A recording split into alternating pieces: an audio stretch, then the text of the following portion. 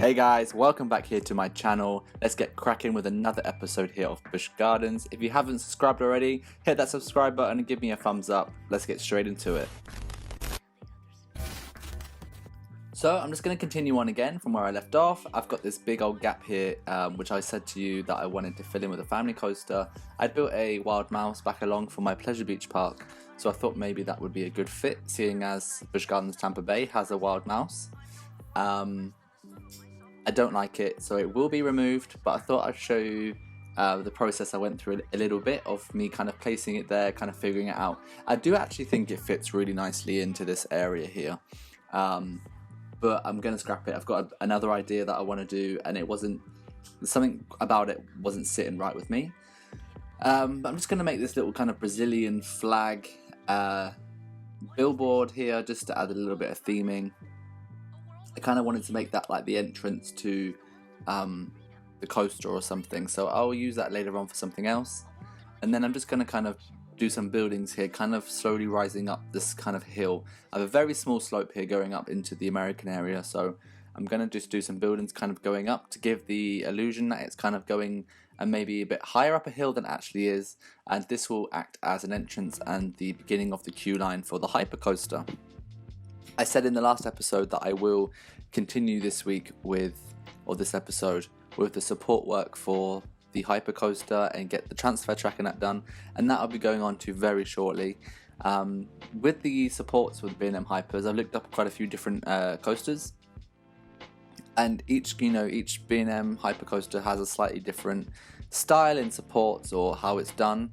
So I'll just give some examples, like Nitro and maybe Silver Star, can't remember, but Nitro for sure has a double catwalk. There's one on each side of the lift hill, and so I think that's more with the older ones. Apollo's Chariot has a double one as well, but the newer ones, the more recent ones like Shambhala and Mako, they have and Diamondback, they have one catwalk on one side of the lift hill, and then the other side of the track has a coaster net.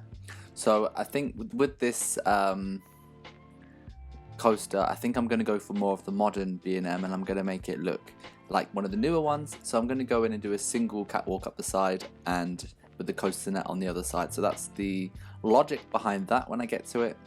And with the supports as well, they're kind of different, they vary. Nitro has these huge kind of A-shaped supports that kind of go up and they slant at different angles on the lift hill. Some of the other ones, like Mako, have one singular straight support and then one angled coming out. And so I'm going to go and do that one. I'm just kind of playing around. I mean, I'm going to mash up kind of all the styles of B&Ms, to be honest, and do it into this one. But I like to keep it realistic and keep it looking somewhat real.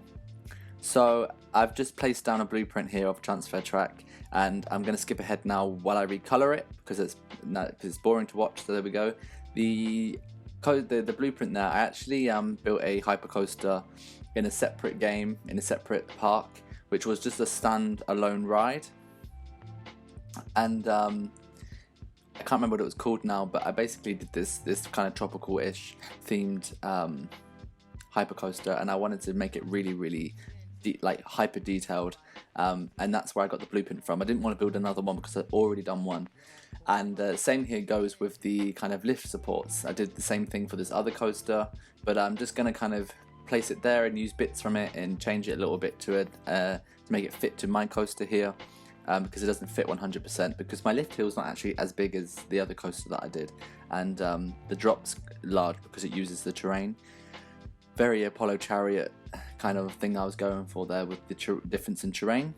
But I've skipped ahead now and recolored all those pieces from that blueprint, so now it matches my coaster scheme. I actually really hate pink and yellow roller coasters.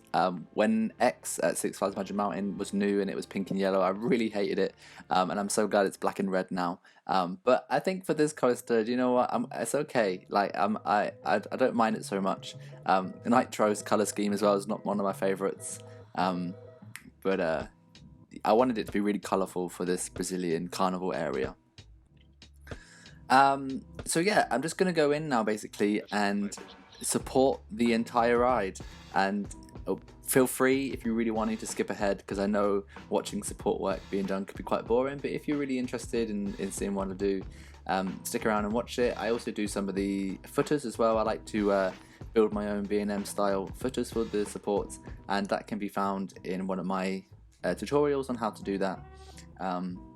So I'm just going to finish up the curve into the station and then crack on with the supports. But thanks for watching, thanks for joining me this week on this episode. I'm really enjoying this park, and I hope you are as well. And I'll put some screenshots at the end of the video as always, just for you to see what I've done and get a nice closer look without the time lapse. But thanks for sticking around, enjoy your week, stay cool, see you later, bye.